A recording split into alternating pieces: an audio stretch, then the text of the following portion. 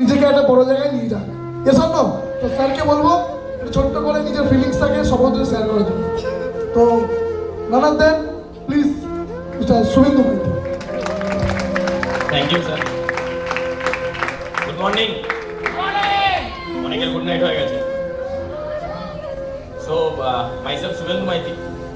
সব থেকে বড় ধর্ম সংকট এটাই হয় যে যদি 10 বছরের জার্নিটা 5 মিনিটে কথা বলতে বলা হয়, আর আমাদেরকে যারা লিডার হোক বা যারা এই ইন্ডাস্ট্রির মধ্যে রয়েছে 5 মিনিটে কোনো কিছু বলা পসিবল নয়।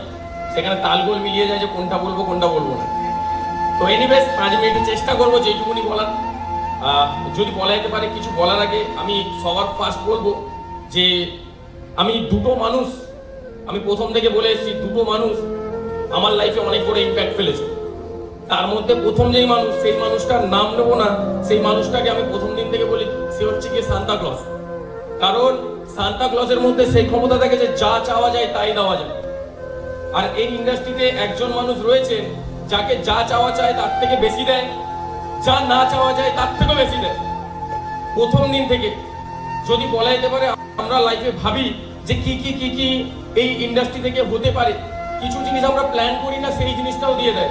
তো আমি চাইবো আমাদের প্রত্যেকের Santa Claus mister Rana Ghosh স্যারের জন্য জোরদার হাততালি হওয়া দরকার।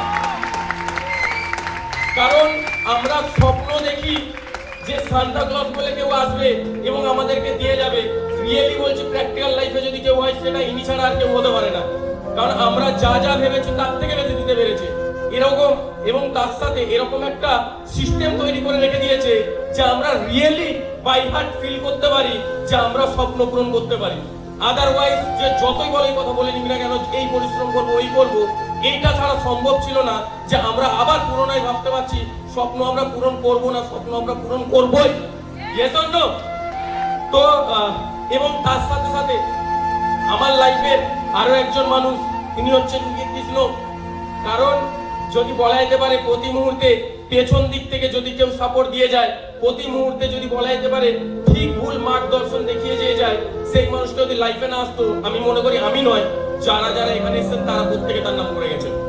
তার একটা ফোন বা একটা মেসেজের জন্য হয়তো অনেকের লাইফ চেঞ্জ হয়ে গেছে। কারণ আমরা প্রত্যেকে দিশা খুঁজে বেড়াই যে কি করব, কিভাবে এগাবো লাইফে। 10 বছর থেকে 11 বছর হচ্ছে ইন্ডাস্ট্রিতে আছি, ডাইরেক্ট সেল ইন্ডাস্ট্রিতে। তার মধ্যে প্রথম 10 বছরের জার্নি এবং লাস্ট 10 থেকে 11 মাসের জার্নির মধ্যে আকাশ পাতাল তফাৎ। কারণ কোনো একজন মানুষ যোগাযোগ করেছিল এবং সেই মানুষটা বলেছিল যে বিশ্বাস কর 100% আমি এগাবো, সবাইকে নিয়ে এগাবো, তার মধ্যে তুইও এগাতে পারবি। তো সেটা আর কেউই নয়, নানা দেন মিস্টার মানস পড়িয়া। তার জন্য জোরদার হাততালি দিয়ে যাবো। আমার মনে হয় এটা বাইহার হওয়া উচিত। আজকে আপনি চেল্লাতে পারছেন, স্বপ্নের কথা বলতে পারছেন, ভাবতে পারছেন কিছু করবো। সেই মানুষটা স্বপ্ন দেখেছিল যে বড় কিছু করবো, সবাইকে নিয়ে করবো, ইয়ে করলো। তো তার জন্য বাইহার জোরদার হাততালি হওয়া দরকার। কারণ আমি মনে করি সেই মানুষটা যতক্ষণ পেছনে থাকবে হারানোর ক্ষমতা কারণ নেই, কেউ হারাতে পারবে না, ইয়ে করলো।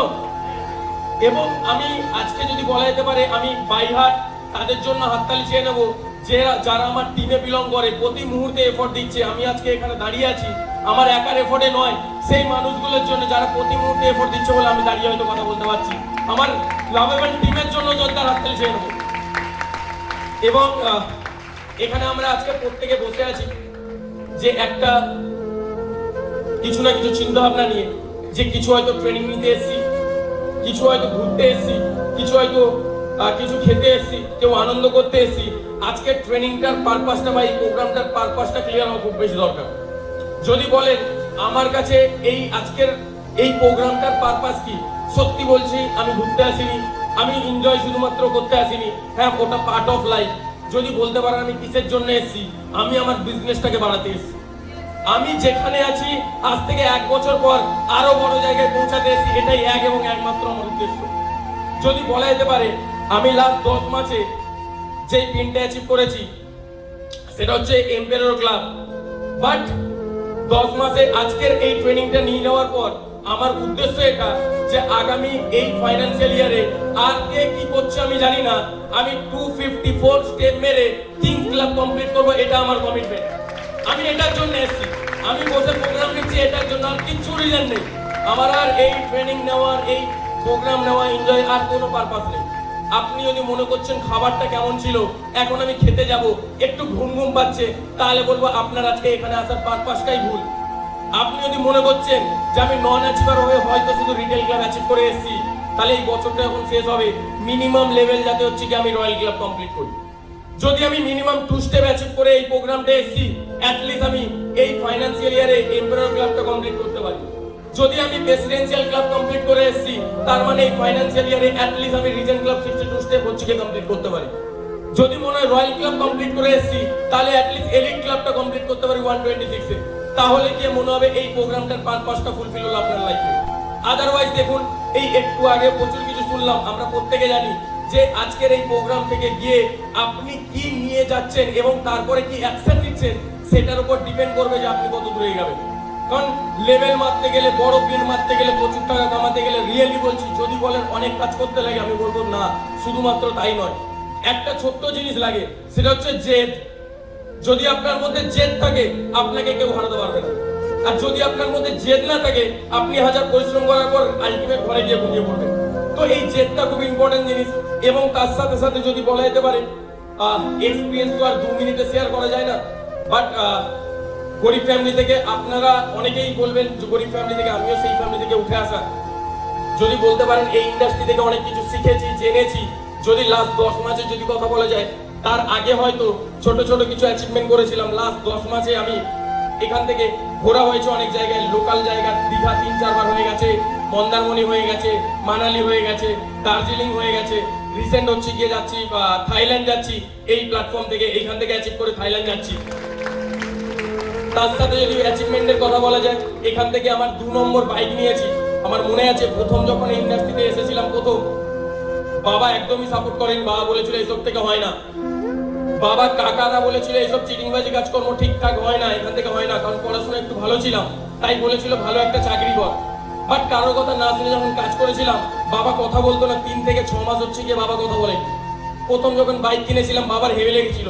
বাট লাস্ট যখন হচ্ছে গিয়ে বাইকটা কিনেছিলাম, বাবাকে যখন বসিয়েছিলাম, বাবা বলছে বাইকটা বেশ ভালো, একটু বড় লোক ফিল হচ্ছে। খুব ভালো লাগছিল যে বড় লোক বলছে, বড় লোকেদের মতো বাইক। আমি মনে মনে ভাবছিলাম, না পাওয়ার লাস্ট 10 বছর অনেক লম্বা লিস্ট আছে, না খাওয়া হচ্ছে কি অনেকগুলো দিন আছে, না ঘুমানো অনেকগুলো দিন আছে, ছোটখাটো অ্যাচিভমেন্ট হবে না। বাবাকে বলে মনে মনে ভাবছিলাম, এটা তো সবে শুরু, এবার সুখের লম্বা লিস্ট। যদি না পাওয়ার লম্বা লিস্ট এই ছেলের জন্য তুমি পেয়েছো, এবার হচ্ছে কি পাওয়ার লম্বা লিস্ট তোমার জন্য রেডি আছে, দেখতে পাবে খুব তাড়াতাড়ি। হচ্ছে কি আমি পুজোর আগে 4 চাকা নিতে চলেছি, তাতেও বসাবো, তখনও বাবা বলবে হ্যাঁ বড় লোক ফিল হচ্ছে। নন এসি করে এসি থাকবে, সেটাও বাবা মনে করবে বড় লোক ফিল হচ্ছে। বাবাকে নিয়ে হচ্ছে যে ফরেনে ঘুরতে যাবো, তখনও বলবে বড় লোক ফিল হচ্ছে। এই সব কটা জিনিস আমি করবো, এটা আমার কমিটমেন্ট। এবং তার সাথে সাথে যদি বলা যেতে পারে, খুব ভালো লাগছে যে এরকম একটা ইন্ডাস্ট্রি পাওয়া। এবং এই ইন্ডাস্ট্রি থেকে আমি রিয়েলি বলছি, যদি পেছন থেকে সামনে অব্দি আমি এগিয়ে আসতে পেরেছি, 100% আপনিও কিন্তু ওখান থেকে এখানে এগিয়ে আসতে পারবেন। এবং লাস্ট আমার এই বছরের কমিটমেন্ট, আমি লাস্ট যদি বলতে পারেন এই ফাইন্যান্সিয়াল ইয়ারের লাস্ট মাসে আমার ইনকাম হয়েছিল 60, যেটা আমার খুব মানে প্রত্যেকটা মানুষের স্বপ্নের রোজগার। সেটা হচ্ছে কি 1,500,000 টাকা হচ্ছে গিয়ে লাস্ট মাসের ইনকাম ছিল। আমার কমিটমেন্ট এটা যে আমার টিমে যারা রয়েছে, তার মধ্যে অ্যাটলিস্ট 10 জনকে এই ফাইন্যান্সিয়াল ইয়ার যখন কমপ্লিট হবে, মিনিমাম হচ্ছে গিয়ে তাদের মাসের রোজগার 1 লাখ টাকা থাকবে। এটা আমার কমিটমেন্ট। এইটুকু বলে হচ্ছে আজকে আমি কথা কমপ্লিট করবো। Thank you.